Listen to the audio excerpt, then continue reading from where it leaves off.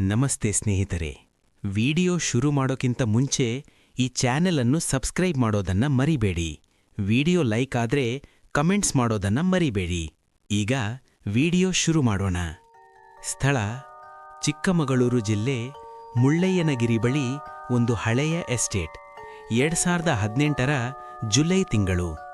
ನನ್ನ ಗೆಳೆಯ ಸುರೇಶ್ ಬೆಂಗಳೂರಿನಲ್ಲಿ ಸಾಫ್ಟ್ವೇರ್ ಎಂಜಿನಿಯರ್. ಅವನ ತಾತ 2017ರಲ್ಲಿ ಸತ್ತ ಮೇಲೆ ಅವನಿಗೆ ಮುಳ್ಳಯ್ಯನಗಿರಿ ಬಳಿ ಸುಮಾರು 20 ಎಕರೆ ಕಾಫಿ ಎಸ್ಟೇಟ್ ಬಂದಿತ್ತು. ತಾತ ಯಾರಿಗೂ ಹೇಳದೇ ಇದ್ದ ಆಸ್ತಿ. ದಾಖಲೆಗಳು ಸರಿಯಾದ ನಂತರ ಸುರೇಶ್ 2018 ಜುಲೈನಲ್ಲಿ ಒಬ್ಬನೇ ಅಲ್ಲಿಗೆ ಹೋಗಿ ನೋಡಿಕೊಂಡು ಬರಬೇಕೆಂದು ನಿರ್ಧರಿಸಿದ. ಅವನು ಜೀಪ್ನಲ್ಲಿ ಶನಿವಾರ ಮಧ್ಯಾಹ್ನ ತಲುಪಿದ.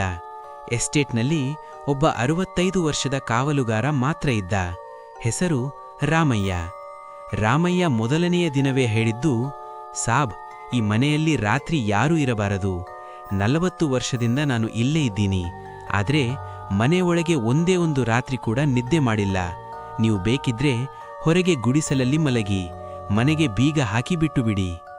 ಸುರೇಶ್ ನಕ್ಕು, ಅದೆಲ್ಲ ಗಾಬರಿ ಮಾತು ಎಂದು ರಾತ್ರಿ ಮನೆಯಲ್ಲೇ ಇರಲು ನಿರ್ಧರಿಸಿದ. ಮೊದಲನೆಯ ರಾತ್ರಿ ಶನಿವಾರ ರಾತ್ರಿ 12ವರೆಗೆ ಸುರೇಶ್ಗೆ ಎಚ್ಚರವಾಯಿತು. ಮೇಲಿನ ಮಹಡಿಯಲ್ಲಿ ಯಾರೋ ಓಡಾಡುವ ಶಬ್ದ. ಜೋರಾಗಿ ಅಪ್ಪ ಅಪ್ಪ ಎಂಬಂತೆ. ಮನೆಯಲ್ಲಿ ಅವನೊಬ್ಬನೇ ಇದ್ದಾನೆ ಎಂದು ಖಾತ್ರಿ. ಧೈರ್ಯ ಮಾಡಿ ಮೇಲೆ ಹೋದ. ಯಾರೂ ಇಲ್ಲ. ಆದರೆ ಮೇಲಿನ ರೂಮ್ ಬಾಗಿಲು ತಾನಾಗೆ ತೆರೆಯುತ್ತಿತ್ತು, ಮುಚ್ಚುತ್ತಿತ್ತು. ಎರಡನೆಯ ರಾತ್ರಿ ಭಾನುವಾರ ರಾತ್ರಿ 2 ಗಂಟೆ ಸುಮಾರಿಗೆ ಬಾಗಿಲು ಬಡಿಯುವ ಶಬ್ದ. ತೆರೆದರೆ ಯಾರೂ ಇಲ್ಲ. ಆದರೆ ಮುಂದಿನ ದಿನ ಬೆಳಗ್ಗೆ ಮನೆಯ ಮುಂಭಾಗದಲ್ಲಿ ಸಣ್ಣ ಪುಟ್ಟ ಕಾಲಿನ ಹೆಜ್ಜೆ ಗುರುತುಗಳು, ಮಕ್ಕಳದ್ದು. ಆ ಗುರುತುಗಳು ಮನೆಯೊಳಗೆ ಹೋಗಿ ಮೇಲಿನ ಮಹಡಿಯ ರೂಮ್ವರೆಗೆ ಇದ್ದವು. ಆದರೆ ಹಿಂತಿರುಗಿ ಬಂದ ಗುರುತುಗಳೇ ಇಲ್ಲ. ಮೂರನೆಯ ರಾತ್ರಿ ಸೋಮವಾರ ರಾತ್ರಿ 1:45ಕ್ಕೆ ಸುರೇಶ್ಗೆ ಯಾರೋ ಕಿವಿಗೆ ಬಂದು ಅಪ್ಪ ಎಂದು ಕರೆದ ಶಬ್ದ. ಧ್ವನಿ ಸಣ್ಣ ಹುಡುಗಿಯದ್ದು. ಅವನಿಗೆ ಮಗಳೇ ಇಲ್ಲ. ಅವನು ದಿಗಿಲುಗೊಂಡು ಎದ್ದು ನೋಡಿದ. ಮೇಲಿನ ರೂಮ್ನಲ್ಲಿ ಒಂದು ಬಿಳಿ ಫ್ರಾಕ್ ಧರಿಸಿದ ಸಣ್ಣ ಹುಡುಗಿ, ವಯಸ್ಸು 7-8, ನಿಂತು ಅವನನ್ನೇ ನೋಡುತ್ತಿದ್ದಳು. ಕಣ್ಣುಗಳು ಪೂರ್ತಿ ಕಪ್ಪು. ಅವಳು ನಗುತ್ತಾ, ನೀನು ಯಾಕೆ ನನ್ನ ಜೊತೆ ಆಟವಾಡಲ್ಲ ಎಂದು ಕನ್ನಡದಲ್ಲೇ ಕೇಳಿದಳು. ಸುರೇಶ್ ಕಿರುಚಿದ. ದೀಪ ಆರಿಸಿದ. ಮತ್ತೆ ಆನ್ ಮಾಡಿದಾಗ ಯಾರೂ ಇಲ್ಲ. ಆ ರಾತ್ರಿ ಅವನು ಜೀಪ್ನಲ್ಲೇ ಕೂತು ಬೆಳಗ್ಗೆ 4 ಗಂಟೆವರೆಗೆ ಕಾಯ್ದ. ಬೆಳಗ್ಗೆ ರಾಮಯ್ಯನಿಗೆ ಎಲ್ಲ ಹೇಳಿದ.